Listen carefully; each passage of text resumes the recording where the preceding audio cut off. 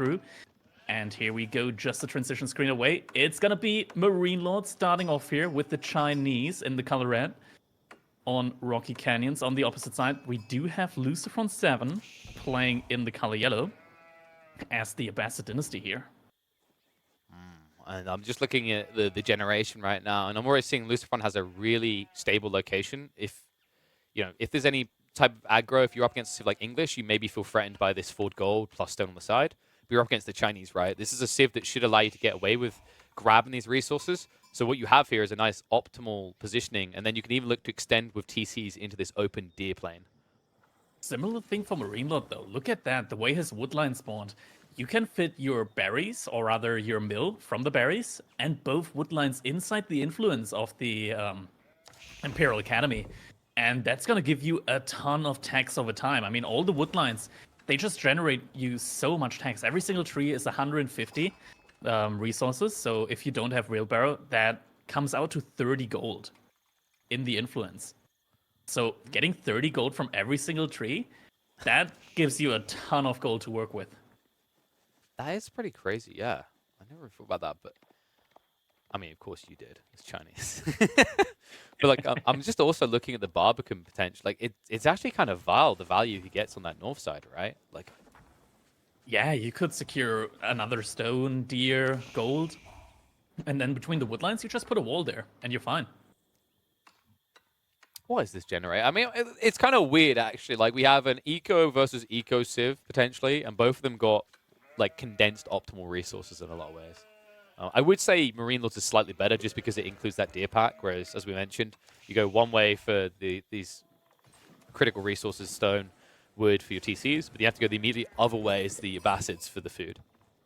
Yeah, exactly. I mean, in the end, though, on this map, something that definitely favors the Abbasid when it comes to, oh my, we're seeing a military wing here. It's not going to be an eco wing. It is going to be military wing. All right.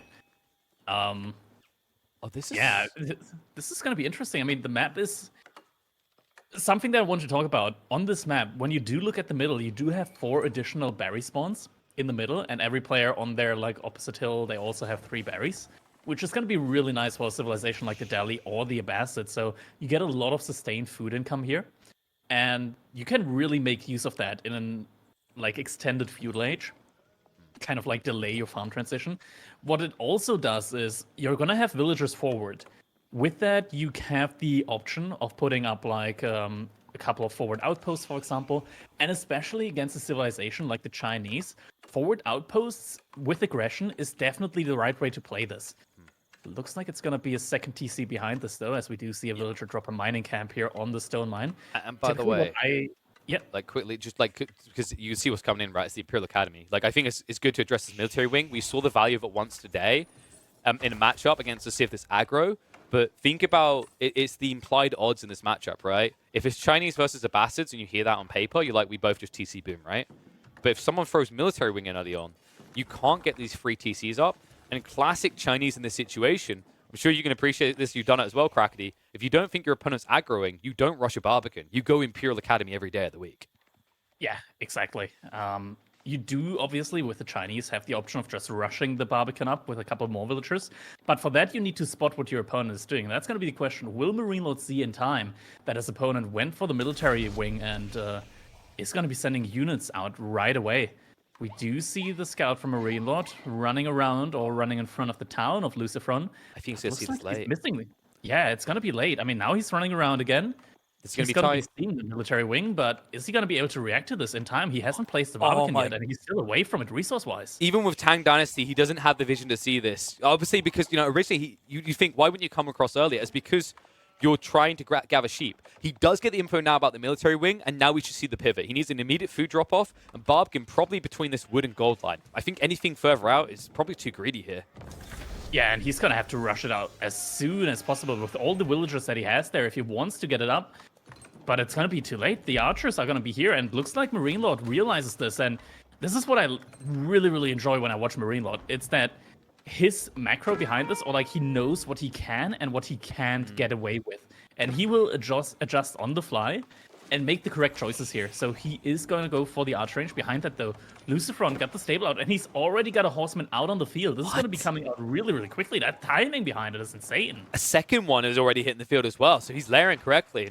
No, I think you're right. It's that adaptation. I think the classic thing that's said is, you can basically get to Conqueror by spamming a very good strat over and over again, right? But when you play against the best players, they're going to force you off script. It's how you react. And both of them are forcing reactions. We see MarineLords from the Barbican shift, and now we see LucifroNs with the early horsemen.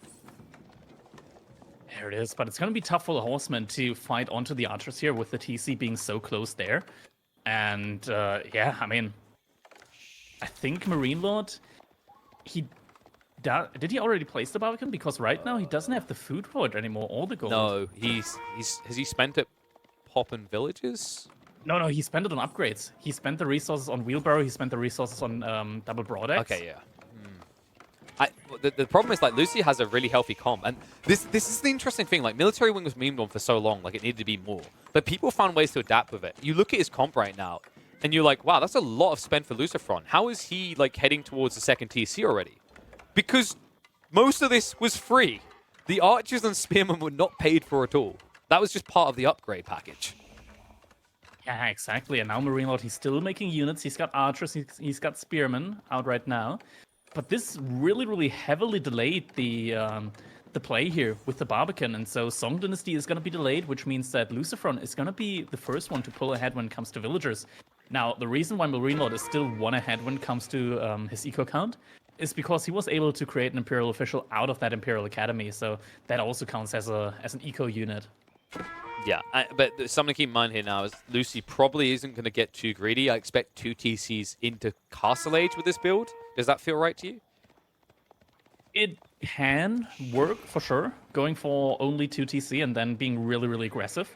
I think both works here. You can go for 3 TC, you can stay on 2 TC, especially with the value that LucifroN has gotten so far out of MarineLorD, just delaying the Song Dynasty, delaying that second TC so much. Means that he can kind of like choose right now what he wants to go for. And now we see MarineLorD gets the Barbican of the Sun up with 4 villagers here in still one of the better positions here. But it looks like LucifroN was actually able to hit the deer here or spread them out a little bit. Makes them really, really tough to gather from. And Scout could also potentially be going down here for MarineLorD as the Horseman has been chasing that one for quite a while. That's a dead Scout. That's going to take 2 hits, but like, watch, he'll just be able to keep chasing. If it takes 1 additional, he's safe. Okay. It looked like he should have had it, but sometimes the bloody heal rates on these things. I may have been being attacked in real life by a bee as I was watching that. MarineLorD has already more than enough for a second TC, and with so many villagers in stone, it's only going to be a couple of moments now for him to get that. Horseman is going to be there. A couple of these villagers are low HP, and LucifroN spots that out and immediately goes for the one with low HP. Is he going to get it? One more hit?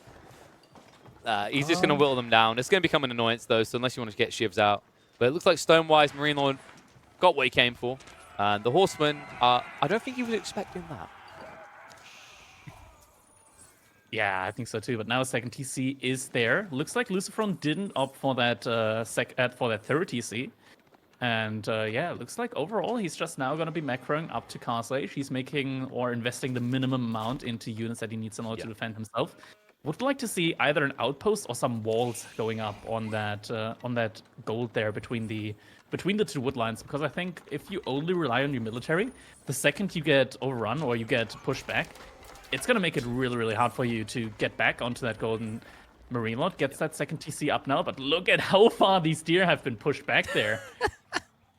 That's really, really annoying to deal with for him. And what it also means is, because he's got a TC here, means that he's not going to get additional tax or like the additional resources from the supervision here, unless he plays another mill, which definitely makes sense considering just how far some of these deer are away. But behind this LucifroN, he's getting really, really close to his Castle Age timing now. And he's buying time with the way he keeps skirting with these forces, right? Because now MarineLorD's got that TC up. He's got these units. He wants to do something, right? Top tier players will always do this. You invest in something, you need to find value. Once you've secured your defensive edge, look for an aggressive one. The problem is the way that Lucy keeps slowing down this approach is going to buy enough time to get that gold you talked about for a tech up. Once that tech up starts ticking, it's thumbs up for Lucy, right? Because you don't have to worry about arriving in Castle Age and not having resources. While that 1 minute and 45 seconds timer is going, you're collecting. Yeah, exactly. And Behind that, though, MarineLorD is starting to pull ahead when it comes to the villager department. With Song Dynasty, it's only a matter of time with the double TC play. LucifroN about to click up, and yeah, I mean, the timing is definitely going to be here for LucifroN to get a lot of here done, potentially. It's going up with a trade wing. What? I think we've seen this before from LucifroN, right? I'm pretty sure, like, I think it's a Lippany game. We have, but that was in Feudal Age. He went for the trade wing in Feudal Age, I believe, and I think it was on Wetlands as well. Yeah, I've seen it a few times. Like, so he's definitely familiar with it. It's curious. Like, I guess this is, well, you know what it is, right? He doesn't want to go free TCs because it will spread him too wide. Obviously, you have to kind of spread wide to defend with this, but it's like, I feel like, you know, if you think your opponent isn't going to come out of their base, it's better bang for buck than going for a third TC, right? Yeah, exactly. Now Trade Wing is going to be coming in. Now he won't have access to neither the bootcamp nor the composite bow upgrade, at least not immediately. But still, veterancy on the archers does mean that they're going to be doing quite a lot of damage to infantry like the spearmen. It also increased the bonus damage that they do to the spearmen, so those will go down quite quickly. Also means that the fights that they're going to be taking against the Jugunu are going to be much, much better for them. They'll actually be doing more damage than the Jugunu, respectively, due to also having like the +2 Pierce Armor upgrade.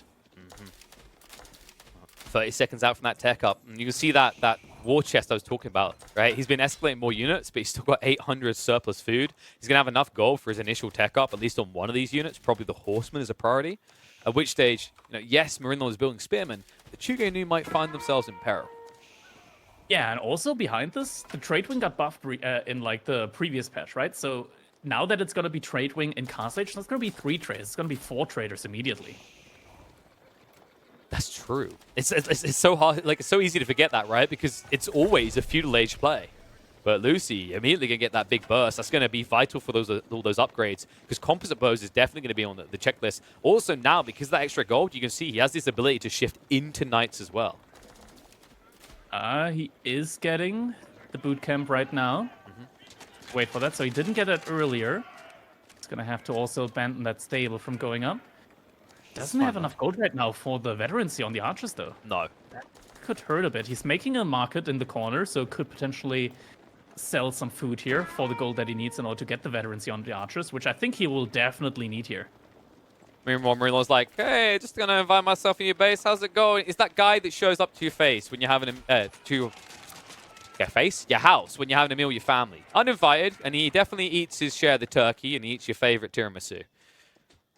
Is that a roast? Don't mind me if I take a slice of that. And then you have to roast him in a different way. What are you doing, chimp? Get out of my house. But for the moment, Lucy can't do that. He has to just accept that this annoying piece of crap is here to ruin his family meal and kill a few of his siblings. Jesus, that got dark.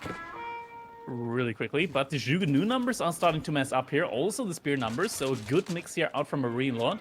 LucifroN isn't going to be able to take this fight only with his cavalry because of all the spearmen that are out there. Also, the Jugunu are going to be able to deal quite well with this. He is still lacking the +2 armor upgrade. Ideally, I think he should only fight once he gets the +2 armor upgrade, just because it provides value to every single unit that he has when it comes to dealing with these Jugunu. And we see they're still dangerous. Like the Jugunu, they still do a lot of damage in mass like that. Yes. And some this key to keep in mind here is MarineLorD is not going to rush a tech up. It's unlikely, at least. It looks like he's trying to flirt towards it, but he had a lot of wood saved up, so I wouldn't be surprised if there's a pause in the food gathering to set up the granary farms before we see that boost. That being said, he's just going to retreat for now. He's got the army, like 60 units right now, compared to 33 from LucifroN. There it is. Yeah. I was curious if he'd run out of fumes slightly too early, because he had, what, 1,000 wood prep. So MarineLorD knows that he's going to have to switch farms soon. For the time being, he gets what he needs. Clash comes out. Cavalry have to engage here, but it's not a happy engagement right now. Lucy finally starts to have those upgrades come through, but look at the blacksmiths. He looks barren here. Level 1 undermesh means he still gets torn down pretty damn quick by this Chuganu mass. Yeah, now the knights, they don't take as much damage. The horsemen definitely do here, and I mean, he did take down a lot of the spears, but he lost so many high-value units to that, and lost a lot of horsemen, lost a lot of knights. And behind that, LucifroN is trading. I think at one point he finally got the trade run through, and he's also grabbing the upgrades for his traders now as well. It's problematic, right? Because you're saying, yeah, you take out these spears, it's great, but if you're MarineLorD, that's the thing you don't mind losing. You could even think about switching into Palace Guard at this rate. We know that obviously they're not going to get bonus damage against cavalry, but they bolt, they hold. They also then force LucifroN to do another transition away from archers into crossbows. And obviously, if you can do that, that's a huge edge, because with composite bows on the horizon, that's the thing LucifroN wants to leverage, right? Is mass archers. Yeah, behind this now, MarineLorD, he did grab the upgrades for his Shuganu, so they are veterans. He now also grabs the +2 damage upgrade on them, making them really, really strong here. LucifroN, I'm not sure if he grabbed the composite bow upgrade yet. He did grab the boot camp, as we saw earlier. Quite possible that composite bow has not come in for him yet. He does have a good number of archers right now, also some knights here. But the mix is there for MarineLorD. He does have spearmen, he does have Jugunu. He's also adding in some crossbow right now. He's going out to the boar for some additional food. Doesn't look like he's out on any berries in the middle right now. At the same time, LucifroN is going for that, but looks like there's also a unit from MarineLorD right now looking for that, and it's a single Jugunu, and a single Jugunu can cause a lot of idle time, but it looks like LucifroN has army nearby. And while we're waiting for the clash to begin, like you want to have composite bows there. There's an easy way you can check it. If Vodka could quickly just check one of these archers' attack speed. One of the archers. Or the House of Wisdom. Either or. No, we do it this way. So archer's attack speed. Okay, now check one of the Chuganu. Okay, so yeah, we're 1.62. Now check the Chuganu. Yep. And this tells us absolutely nothing because Chuganu have a different attack speed. Thank you for getting baited, though. Check the House of Wisdom. Now it did cause some damage there in the farm transition from MarineLorD. Now, at the same time, MarineLorD actually looks like he got a lot of damage in on those berry villagers from LucifroN. I think he just killed a couple there. Oh, no composite. As his entire army is there in the middle. Okay. Did kill 1-2 units there, but now LucifroN, he's making a mangonel. At the same time, MarineLorD is trapping his nest of bees. So that knight does finally get cleaned up. We are now getting composite bows. It's finally coming through. I love the mangonel as well. I feel like... Have you noticed, it feels like quite often that's something that's missing from Ambassador play around the 20-minute mark, is they have this ability to build siege in the field, but we rarely ever see it anymore. Yeah, it just takes a long time for the siege to get built. There was a nerf where it just now takes a long time for siege to be built in the field, comparatively to building it out of a siege workshop. So sometimes you just don't have the time for it.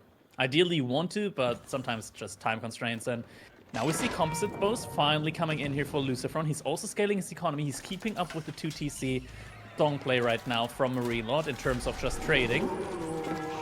Whoa, deathing us. As relics are being collected. And classic is the Ambassador way. They have neglected to even try to play for relics. I mean, who needs it, right? You got trade. Yeah, you definitely don't want China to have relics, though, because once it gets to the point that he's going to be in Yuan Dynasty, getting 3 pagodas out in Castle Age means that it's better than having like a full Regnitz Cathedral. Very true. But this trade is getting better than almost anything on the map at this rate. About to hit 20. And did he take any of the eco upgrades from the... he must have taken the tier 1 at least in the House of Wisdom. Because tier 2 is trash, right? That's the armor. I mean, the armor is still quite nice. It means that the Shuganu do like 0 damage to the traders if they get in. That's true, but like you know how I am. Optim will give me maximum. I don't care. No one's ever going to attack me. You get it. You don't get textiles on Delhi. You know exactly what I'm talking about here, Crackedy. Yeah, something like that.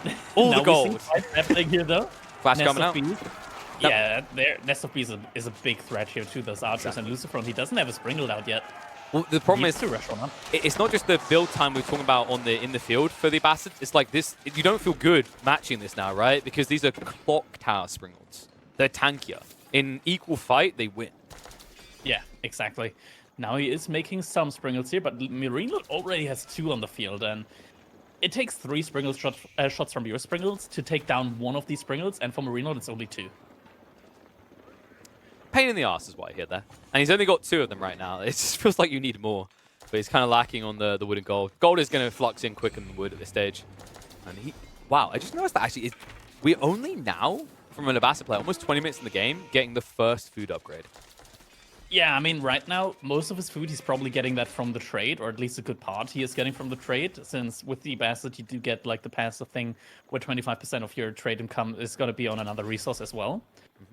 But it definitely feels like LucifroN, with the lack of map control that he has right now, he needs to go into farms a little bit sooner here than he would probably like. Because right now, when we compare the food income between him and MarineLorD, he's lacking quite severely right now.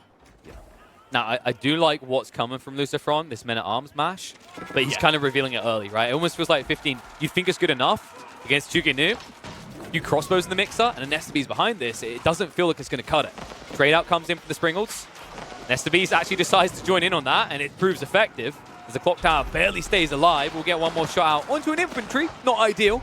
The NestaBeast is going to be left behind, so LucifroN able to push back against this. MarineLorD, a pricey loss on the siege line.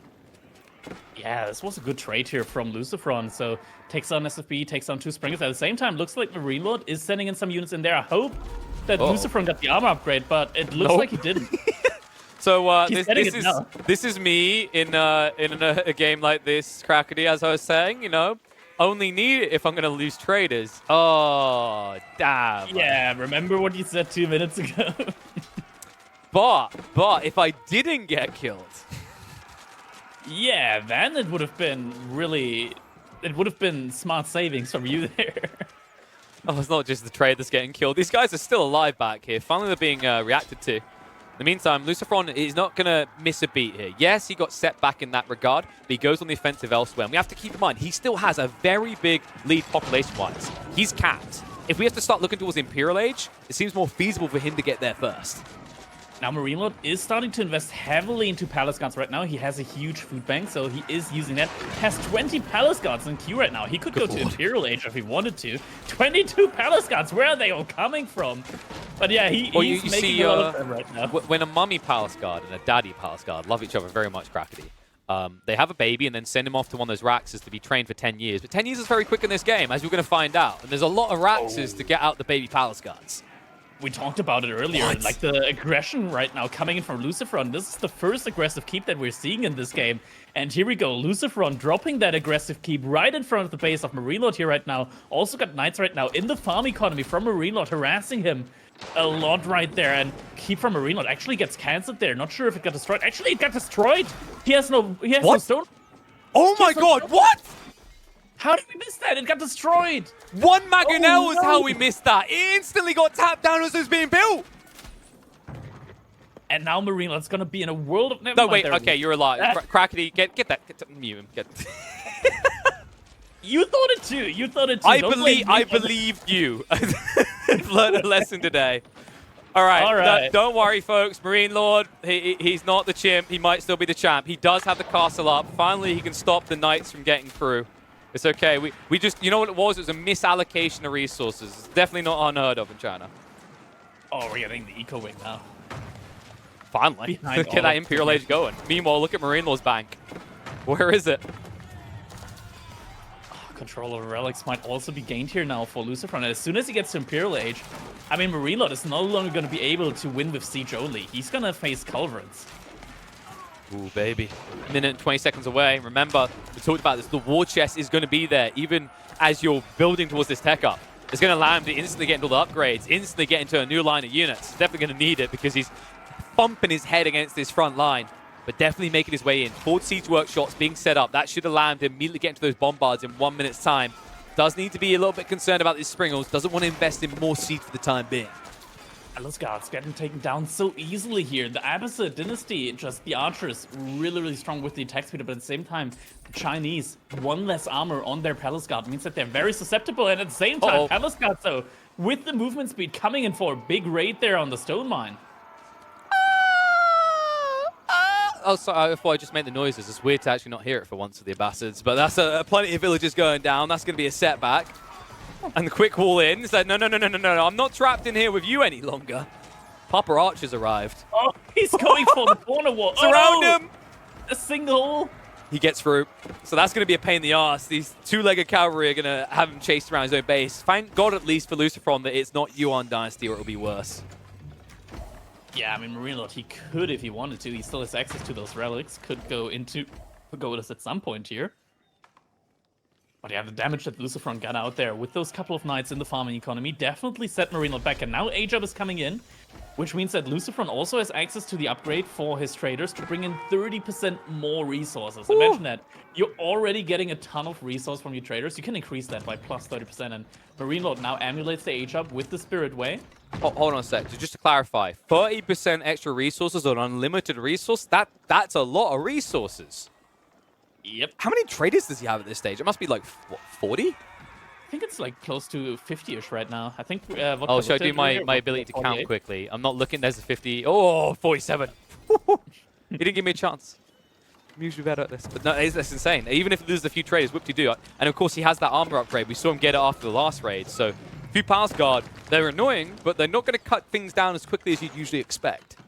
Yeah, lots of upgrades coming in for LucifroN right now, just a little bit until they're coming in. Also, the upgrade with the traders, as I alluded to earlier, coming in for him right now as well.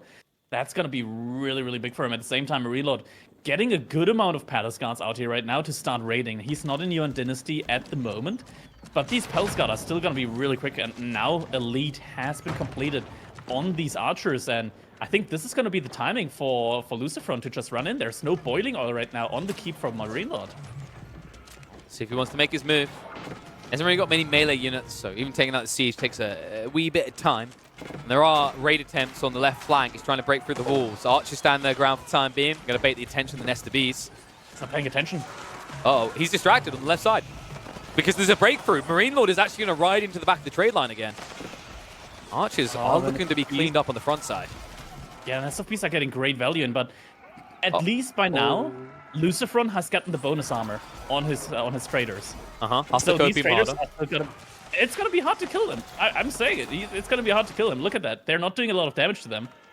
And this is why Crackedy thinks that Palace Guard never should be nerfed. They're a totally reasonable unit. For this very look how low damage they do, guys. They're tickling them. Yeah, trash unit. Palace Guard F tier. Never seeing them again. Oh, that Culverin lost them. Okay, now correct me if I'm wrong, but usually the Culverins are meant to win there. Yes, yes and no. I mean, with the Clock Tower, you do need chemistry in order to be able to one-shot the Springles, I believe, with the Culverin. Yeah, and then you've got the shutter triggers to even out. So yeah, especially when you spawn like this, not so bueno. No, that's a GG straight away. Oh, he loses the army, has no food in common. Yeah, I feel like LucifroN just felt like he couldn't make it happen there anymore. Well, the trade may have been unkillable, but LucifroN most definitely was not. MarineLorD strikes first and takes an early lead in the best of 7. Yeah, 1 game down, potentially 6 more to go here. Look at that, villager count. But villager count is not the entire picture. If we look at the eco count, LucifroN should be quite a bit ahead there with all the traders that he did have in this game. But that's kind of the thing, right? Traders, what do they give you? They give you gold, mostly. A little bit of food for the ambassador, but it's just not enough. You do need farms at some point, and only basing your economy on trade, in most cases, it's just not going to be enough. And in this one, it just didn't feel like it was enough there for LucifroN. Once he lost his entire army, he just didn't have the economy to remass it, and we see it there in the military count, losing the army there, and at the same time, MarineLorD looks like he's always peaking with his military close to like his pop camp, which he was at. He had a lot of villagers there, so military pretty close to his pop camp there constantly. And then the big fight, losing the army. Yeah, that's the trade. Oh, actually, he lost a lot there. Yeah. So don't buff Palace Guard, ladies and gentlemen, is the takeaway. Oh, blimey. It was a nice idea to try and prolong the trade, but yeah, it was a great read by MarineLorD. I mean, it's hard to eco into a civ like the Chinese. They're dominant for that. By the way, I'd just like to say a special thanks to you for not calling me out for doing the death cry of the feminine death cry as opposed to the male one.